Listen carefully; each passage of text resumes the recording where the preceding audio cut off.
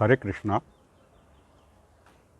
आज मैं आपके साथ शेयर करने के लिए एक विशेष कहानी लेकर के आया हूँ।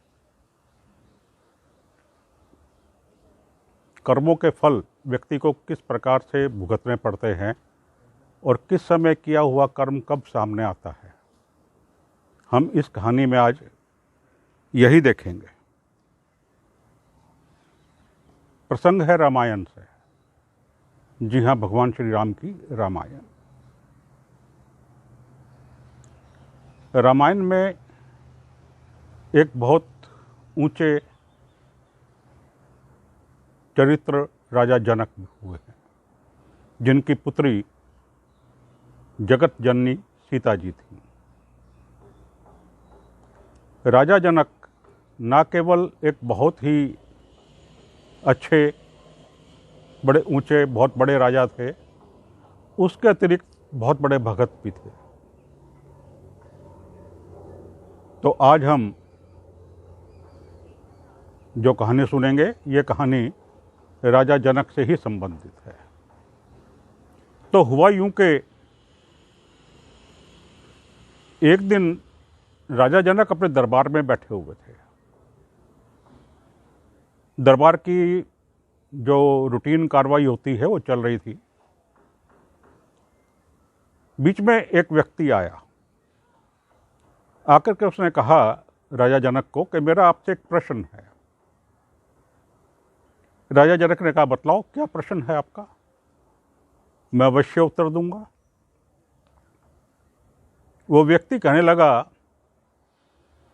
कि महाराज, आप में क्या विशेषता है, आप में क्या विशेषता है कि आप इतने बड़े तो राजा बने, दूर दूर तक आपका साम्राज्य है, इतना अच्छा सुखी आपका साम्राज्य है, बहुत बड़े आप संत हैं, ब्रह्म ऋषि के पद को प्राप्त हैं,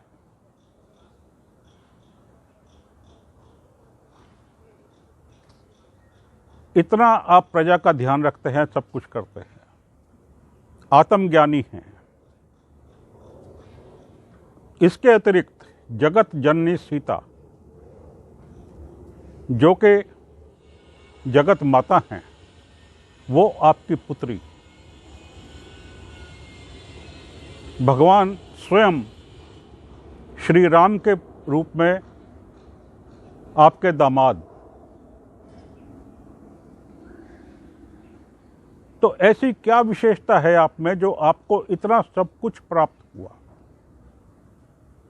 कि आप इतने बड़े राजा बने, इतना धन धान्य, इतना ऐशो आराम, ये सब कुछ होते हुए भी आप ब्रह्म ऋषि,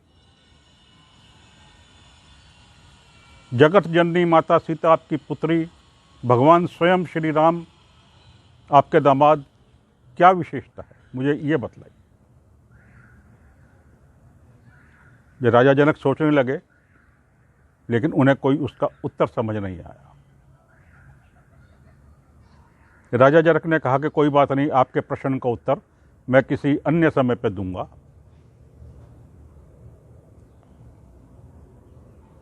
दिन भर यही प्रश्न राजा जनक के मस्तिष्क में, उनके माइंड में घूमता रहा कि ऐसा क्यों।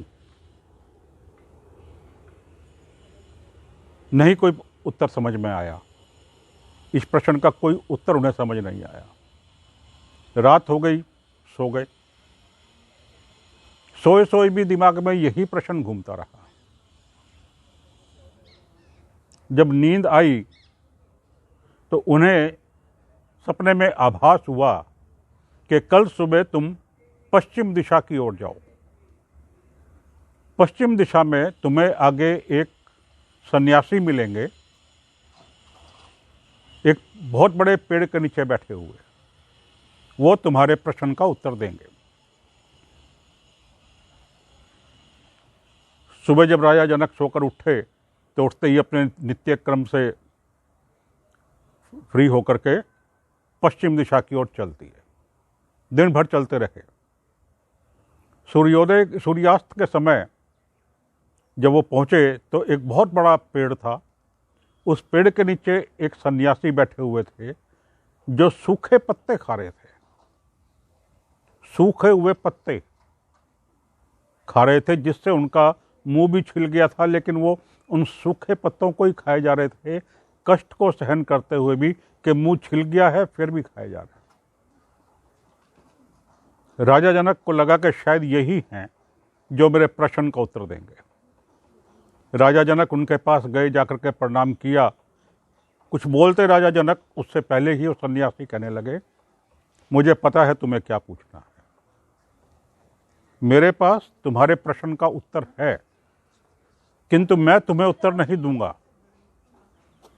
तुम्हें यदि उत्तर लेना है प्रश्न का तो अब रात हो गई है, विश्राम करो, सुबह सूर्योदय के साथ ही चल पड़ना और सूर्यास्त तक पश्चिम दिशा में चलते रहना, पश्चिम दिशा में ही और आगे बढ़ने के लिए उन्होंने कहा।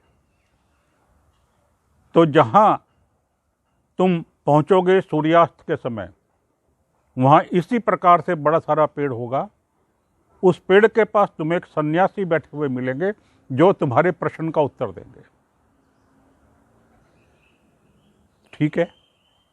राजा जनक ने रात को वहीं विश्राम किया। सुबह सूर्योदय होते ही साथ फिर चल पड़े पश्चिम दिशा की ओर आगे। चलते गए। सूर्यास्त के समय फिर उसी प्रकार से बड़े सारे पेड़ के नीचे पहुंचे। वहां एक सन्यासी बैठे हुए थे, उनके पास आग जल रही थी और वो उस आग में से अंगारे निकाल के खा रहे थे। सारा मुंह उनका जल चुका था, मुंह से खून बह रहा था,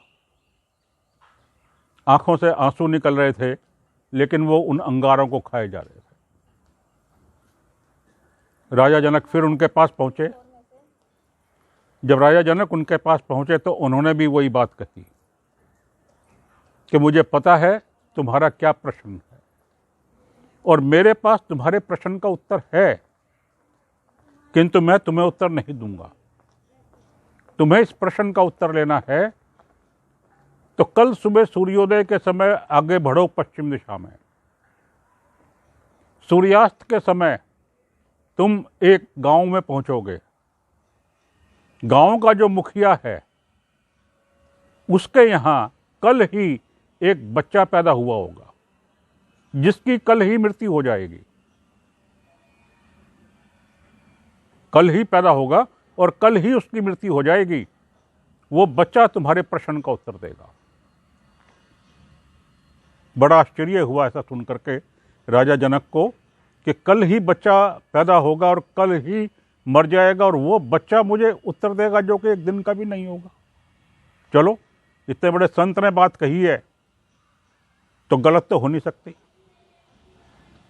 अगले दिन सुबह फिर राजा जनक सूर्योदय के साथ ही पश्चिम दिशा में बढ़ गए। चलते रहे, दिन भर थक गए, 3 दिन से लगातार चल रहे।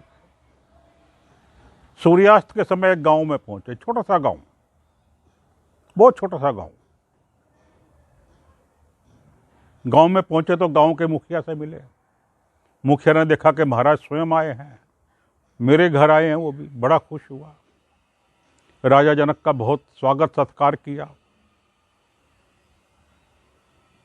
स्वागत सत्कार के बाद राजा जनक ने कहा कि आपके यहाँ एक बच्चा आज पैदा हुआ है। उसने कहा, जी महाराज, मेरे यहाँ ही आज एक पुत्र का जन्म हुआ है।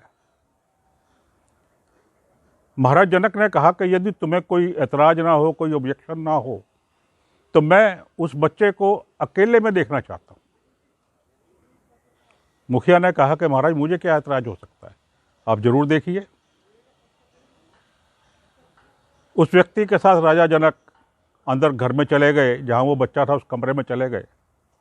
वहां जाकर के उस व्यक्ति ने वहां जितने भी लोग थे सबको बाहर जाने का आदेश कर दिया। सब लोग बाहर चले गए और राजा जनक वहां अकेले उस बच्चे के पास रह गए। जब राजा जनक उस बच्चे के पास अकेले रह गए तब वो बच्चा बोला। उस बच्चे ने कहा कि मुझे पता है आपका क्या प्रश्न है। मेरे पास उसका उत्तर है। यहाँ एक बात है कि उस बच्चे ने अब राजा जनक को आगे जाने को नहीं कहा, बल्कि उस बच्चे ने यह कहा कि मैं आपको आपके प्रश्न का उत्तर दूंगा। ध्यान से मेरी बात को सुनो। अब से सैकड़ों साल पहले यहीं इसी गांव में एक विधवा औरत रहती थी, जिनके 4 छोटे छोटे पुत्र थे। बहुत गरीब थी, खाने को रोटी नहीं थी, पहनने को कपड़ा नहीं था। कभी भोजन मिल गया तो खा लिया, नहीं मिला तो नहीं खाया। एक दिन ऐसा हुआ कि 3 दिन से कोई भोजन नहीं मिला। चारों बच्चे भूखे और वो स्त्री खुद भूखी 3 दिन। उसके बाद उसे 3 दिन के बाद कहीं से 2 रोटियां मिल गई। 2 रोटियां लेकर के आई। 2 रोटियों के 4 टुकड़े किए, आधी आधी रोटी बनाई और चारों बच्चों को एक एक टुकड़ा उसने वो दे दिया, आधी आधी रोटी दे दी कि तुम ये खाओ। खुद फिर स्वयं भूखी रही। अब चारों बच्चों को भूख लगी हुई थी, उनको रोटी दे दी गई। तभी एक वृद्ध पुरुष, एक संत वहां आए और आकर के उस स्त्री को कहने लगे कि मैया, मुझे बहुत जोर से भूख लगी है, कुछ खाने को दो। उस स्त्री ने कहा कि मेरे पास तो कुछ भी नहीं है जो मैं आपको दे सकूं। मुझे तो आज ये 2 रोटी मिली थी, इसके भी मैंने 2 रोटियों के 4 टुकड़े करके चारों बच्चों को एक एक टुकड़ा दे दिया है। तो अब इन रोटियों पर से भी मेरा अधिकार खत्म हो चुका।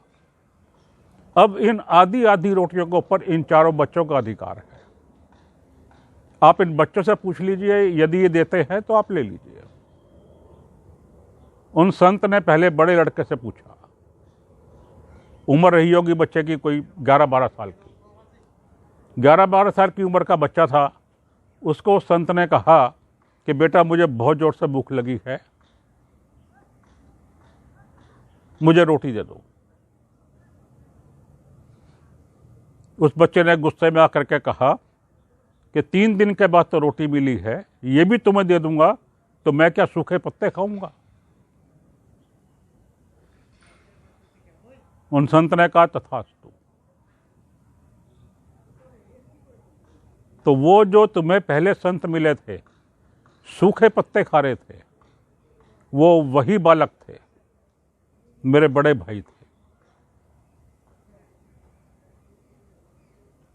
उन्हें उनके कर्म का फल मिल रहा है। उस जन्म के बाद अगले जन्म में वो सन्यासी बने और इस जन्म में वो सूखे पत्ते ही खा रहे हैं। उसके पश्चात वो संत दूसरे लड़के के पास गए, उससे रोटी के लिए याचना की। उस लड़के ने कहा कि ये रोटी तुम्हें दे दूंगा तो मैं क्या आग खाऊंगा, अंगारे खाऊंगा। संत ने कहा तथास्तु। जो दूसरे सन्यासी मिले थे वो थे जो आगे के जन्म में सन्यासी बने और अब सिर्फ वो अंगारे ही खा सकते हैं और कुछ नहीं खा सकते। उसके बाद वो संत मेरे पास आए, मुझसे रोटी मांगी। मैंने भी मना कर दिया। मैंने कहा कि ये रोटी तुम्हें दे दूंगा तो मैं मर जाऊंगा। उन संत ने कहा कि तथास्तु। उसके बाद से आज तक मैं बार बार जन्म लेता हूं और उसी दिन मर जाता हूं। कभी भी मुझे जीवन नहीं मिला, हमेशा मृत्यु ही मिलती रही है। जन्म लेता हूं और उसी दिन मर जाता हूं। उसके बाद संत गए सबसे छोटे के पास, जो 5-6 साल का था। जब वो संत उसके पास गए तो उसने बिना मांगे ही रोटी अपनी संत को दे दी कि लीजिए आप खाइए। संत ने रोटी खाई, पेट भरा, बहुत प्रसन्न हुए, बड़े खुश हुए। उन्होंने कहा तुम्हें सब कुछ मिलेगा।